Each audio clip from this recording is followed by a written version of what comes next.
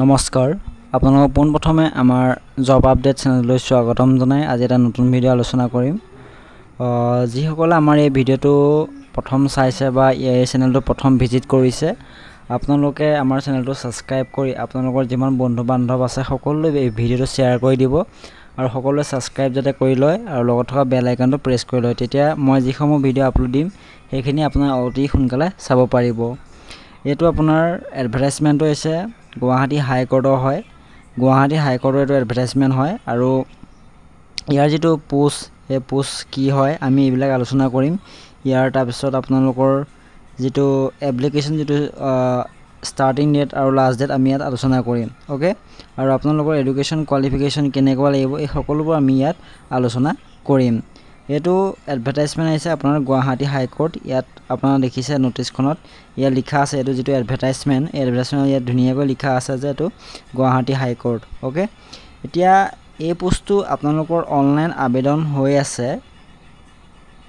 15 তাৰিখৰ পৰা ওকে 15 তাৰিখৰ পৰা আপোনালোকৰ অনলাইন আবেদন হ'বহে অহা 15 তাৰিখৰ পৰা আজি যেহেতু 4 তাৰিখ অহা 15 তাৰিখৰ পৰা আপোনালোকৰ অনলাইন আবেদন প্ৰক্ৰিয়াটো চলিব আৰু লাষ্ট ডেটটো দিছে 31/7/2025 ওকে 15 তাৰিখৰ পৰা 31 তাৰিখলৈকে অৰ্থাৎ আপোনালোকৰ 16 দিন সময় আপোনালোকক দিয়া হৈছে ওকে 16 দিন সময়ত আপোনালোকে এপ্লাই কৰিব পাৰিব আৰু আপোনালোকৰ পেমেন্টটো আগষ্ট মাহৰ 5 তাৰিখলৈকে আপোনালোকে কৰিব পাৰিব ওকে আগষ্ট মাহৰ 5 তাৰিখলৈকে আপোনালোকে কৰিব পাৰিব তাৰ পিছত আপোনালোকৰ যেটো পেমেন্ট হে পেমেন্টটো কোনে কিমান দিব লাগিব চাই লওক যি সকল SC ST আছে তেওঁলোকে 250 रुपीस টা পেমেন্ট কৰিব লাগিব কোনে কৰিব লাগিব schedule caste and schedule tribe তেওঁলোকে আপোনালোকে 250 এটা পেমেন্ট কৰিব লাগিব আৰু যেটো PWBD যেটো ক্যাটাগৰী তেওঁলোকে কোনো পেমেন্ট কৰিব নালাগে তেওঁলোকে কোনো পেমেন্ট কৰিব নালাগে আৰু বাকি যিখিনি আছে আমাৰ জেনাৰেল OBC ওকে EWS তেওঁলোকে 500 টা পেমেন্ট কৰিব লাগিব ওকে এতিয়া ইয়াৰ যেটো পোষ্ট হে পোষ্টটো হৈছে junior administrative assistant okay junior administrative assistant হৈছে এটো আপোনালোকৰ পোষ্ট এই পোষ্টটো আপোনালোকৰ ইয়াত দিয়া আছে স্যালাৰি কিমান হ'ব আপোনালোকৰ যেটো স্কেল পে এই স্কেল পেটো 14000 ৰ পৰা 70000 ওকে 14000 to 70000 আৰু গ্ৰেড পে আপোনালোকৰ দিব 6200 रुपीस ওকে এখিনি আপোনালোকৰ ইয়াত ধুনিয়াকৈ দিয়া আছে এবাৰ আপোনালোকে ধুনিয়াকৈ চাই লওক ওকে এইখিনি প্ৰথম ফন্ডৰ প্ৰেছটো এটো ইয়াত গুটেখিনি কলুৱে আপোনালোকে ভালকে ইয়াত চাই লওক ওকে এতিয়া আমি নেক্সট স্টেপটো চাও এতিয়া আহিল আপোনালোকৰ যেটো যে এডুকেশন কোৱালিফিকেশন আপোনালোকে কেনেকুৱা হ'ব লাগিব আপোনালোকৰ এডুকেশন আপোনালোকে গ্ৰেজুৱেচন মানে আপোনালোকৰ থাকিব লাগিব গ্ৰেজুৱেচন আপোনালোকে পাস হ'ব লাগিব যি কোনো হওক arts science okay arts science commerce আপোনালোকৰ যি ওকে আপোনালোকে এটো ইয়াত পাৰিব তাৰ পিছত আপোনালোকৰ কি হ'ব লাগিব যে কম্পিউটাৰ নলেজ যিখিনি আপোনাৰ কম্পিউটাৰ নলেজ হে কম্পিউটাৰ নলেজখিনি আপোনালোকৰ থাকিব লাগিব ইয়াত ধুনিয়াকৈ উল্লেখ কৰা আছে যে 3 মান্থস ওকে 3 মহিয়া যদি আপোনালোকৰ 3 মহিয়াও থাকে তেতিয়া আপোনালোকে ইয়াত এপ্লাই কৰিব পাৰিব ওকে আৰু ইয়াত দিছে the candidate should have knowledge of the official language of state of Assam okay আমাৰ অসমৰ যেটো মাতৃভাষা হে মাতৃভাষা আপুনি জানিব লাগিব The candidate must possess valid employment exchange registration number for the state of Assam. Okay, আপোনালোকৰ employment exchange যে তাৰ যেটো registration ID হে ID টো আপোনালোকৰ লাগিব okay registration number টো আপোনালোকৰ লাগিব এইগিটা হৈছে আপোনালোকৰ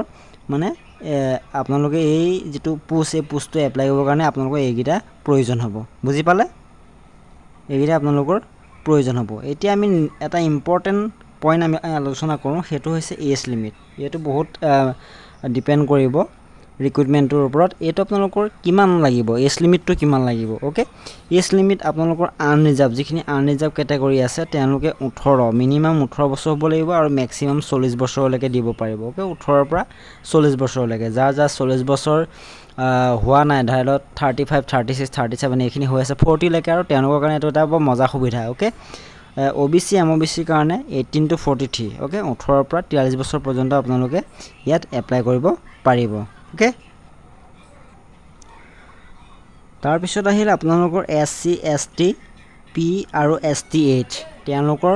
18 পৰা 45 বছৰ ওকে 18 পৰা 45 বছৰ হ'ব লাগিব তেওঁলোকে এপ্লাই কৰিব পাৰিব যাৰ 45 বছৰ হৈছে তেওঁলোকৰ কাৰণে এটা golden chance okay golden chance দিছে আপোনালোকক তাৰপিছত PWBD যিসকল কেণ্ডিডেট আছে তেওঁলোকে পেমেণ্টও কৰিব নালাগে আৰু তেওঁলোকে 18 পৰা 50 বছৰ পৰ্যন্ত আপোনালোকে এপ্লাই কৰিব পাৰিব যাৰ 50 হৈছে তেওঁলোকৰ কাৰণে এটা ভাল সুবিধা ওকে ভাল এটা একদম